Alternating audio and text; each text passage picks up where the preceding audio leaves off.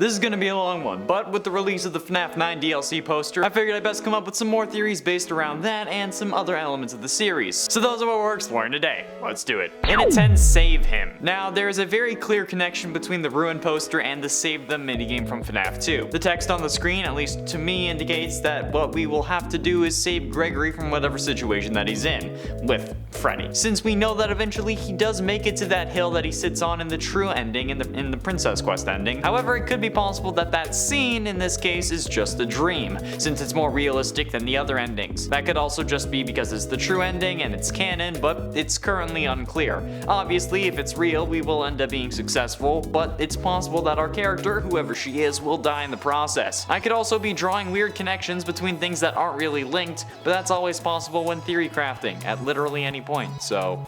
In at 9, Robot Gregory. This poster, in my eyes, also helps prove further that Gregory is in fact a robot, since after all we get confirmation that Vanny messes up the cameras, as you can see from the two screens that have Vanny on them. They're both glitching out. This is further supported by our last point, because how would Gregory be able to add a help me sign to a screen without being able to access the cameras? Nowhere on our fast watch does it say that we can add text, and Freddy clearly doesn't have the ability since he would have used it during the section where we have to open the doors for him so that we can then be a sussy baka and vent, instead of just, you know, standing there and waving. He could have had text flashing up on screen so that we can see him easily. Multiple people I watched play this had difficulty with this section, okay? Freddy just flashing some text on screen saying I'm here, especially when the player takes a while, would have established that he had this power, but they didn't. So unless they want to somehow retcon that in, it has to be that Gregory's controlling it. Most likely because he's a robot and he can just, like, tap into the cameras. In at 8, no more Freddy. There is also a possibility that Freddy is destroyed, or that he won't be in this DLC at all thanks to the statue we see on the poster. This poster could be an indication of what happened to Freddy after the Pizzaplex's collapse. I mean, after all, the collapse did destroy Chica, right? So why couldn't it have destroyed Freddy too? Yes, he ends up on the hill with Gregory, but like I said, that could be a dream or a heaven of sorts, or it could be years after the actual ending of the game. We can't really be certain. Or at the very least, the game could be omitting Freddy and he won't make an appearance for whatever reason, hence why the statue is destroyed. I mean, like, look at it. This thing is in pieces, but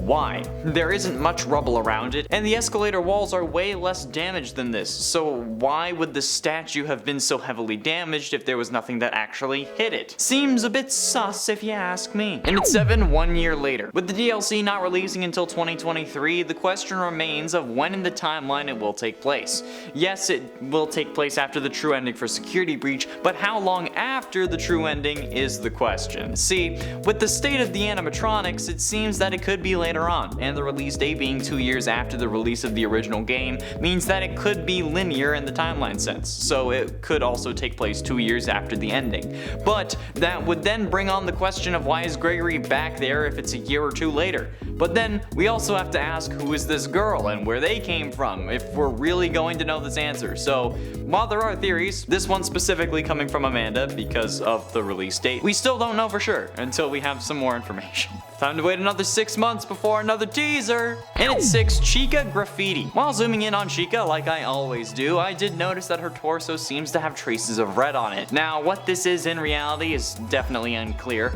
but it could be graffiti, indicating that this could be later on in the timeline. She could have been decommissioned for a while after being revived for whatever purpose, and maybe some kids got to her and decided to spray paint her. Or, more likely, it's actually pizza sauce. See, brightening the image while basic FNAF at this point is also still helpful, and I used it in the last Ruins video. However, while the red is evident on the normal poster, by brightening you can actually see that there is yellow dripping from Chica's face. And unless Chica started listening to Bear Grylls in order to survive the collapse of the Pizzaplex, I'm pretty sure that it's melted cheese dripping from her mouth, which would also explain the red in tandem. I mean, it could be her beak, but like, we were trying to explain the red, so cheese makes sense. Like I said, it would mean that the red stuff would then be pizza sauce and potentially pepperoni or some other form of meat that the Pizzaplex kitchen would add on pizza. But it could also be blood. Not sure from who, but maybe Chica saved Vanny's life or something. Also, I was at Niagara Comic-Con 2 days ago, and there was a girl dressed as Chica. Didn't know who I was. It was kind of offensive. It was really humbling. Halfway through, into number 5, the FNAF ARG. This was brought up in a recent MatPat FNAF theory, and people are starting to suggest that it's going to be involved in this DLC. The basic idea that the FNAF Fazbear Fright books were originally going to have an ARG that Scott ended up cutting out for whatever reason, and then released part of it in the Felix the Shark Book 12. However, I'm here to tell you guys that it's not real, okay? Scott has said on multiple occasions that he doesn't want to cross the line between fact and fiction, and that he wants to keep the two worlds separate, probably because FNAF relates so closely to Chuck E. Cheese. And that's also why he wouldn't really make a real FNAF location, okay? He stuck to this so hard that he didn't even make a website for the indie game dev introduced in FNAF VR like he wanted to, because he thought that it would be too fuzzy for the line, okay? So, look.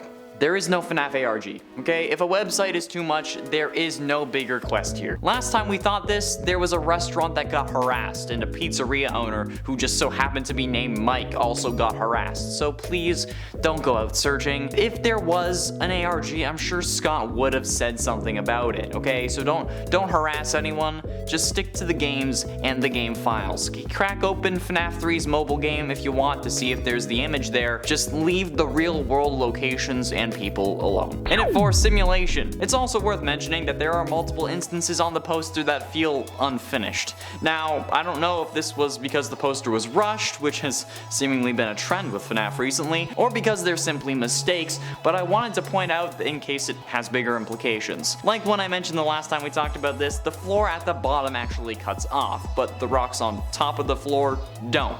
Mostly because at this point the ground without brightening had mostly faded into black, but the rock was still kind of visible. However, even unbrightened, you can see the clear divide between the tile and just pure black. You can also see that on the left, the floor does the same. And this is very clear in the original poster, okay? I mean, like, there's even a glowing rock sitting at the border. Oh, it's like glowing because it has reflecting light on it, but it also kind of reminds me of when an item is important, so it's highlighted in the game even if it makes it unrealistic. But the most interesting part in my eyes is the tree on the far right.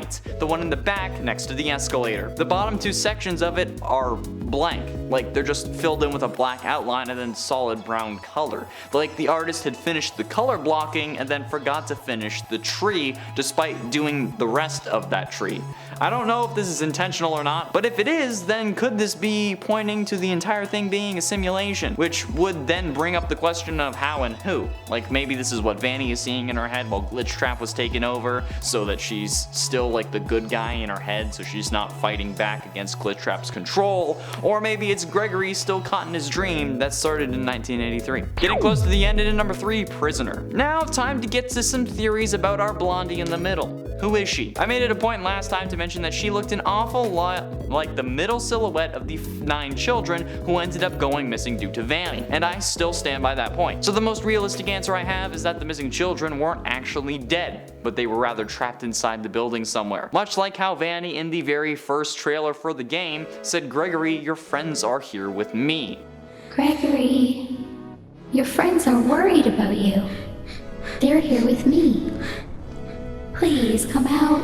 So clearly, Gregory must have known these children, right? Which explains why he came to the Pizzaplex in the first place, but it doesn't explain how he never mentions them. Either way, this is a very real possibility that this blonde girl is just a missing child who, thanks to the collapse of the Pizzaplex, managed to escape containment. But ultimately, in at number 2, Elizabeth Afton. Okay, this one is a bit wild, but hear me out. I also mentioned last time how both of these kids look like Aftons. Gregory is very clearly meant to at least be an allegory for crying child, okay? The stripes on the shirt, the age, the relationship with Freddy, it was right there in our faces. Whether you believe he is a robot or not, he is at least meant to represent crying child. And now, look at this girl. While she may be in black and white, she is still very clearly blonde. She has pigtails like Baby does, and we all know who Elizabeth ends up possessing. She's wearing a skirt exactly like Elizabeth was wearing in the one time we see her in Sister Location. I mean, if crying child's 2 stripes are enough for a comparison, I think this is more than enough.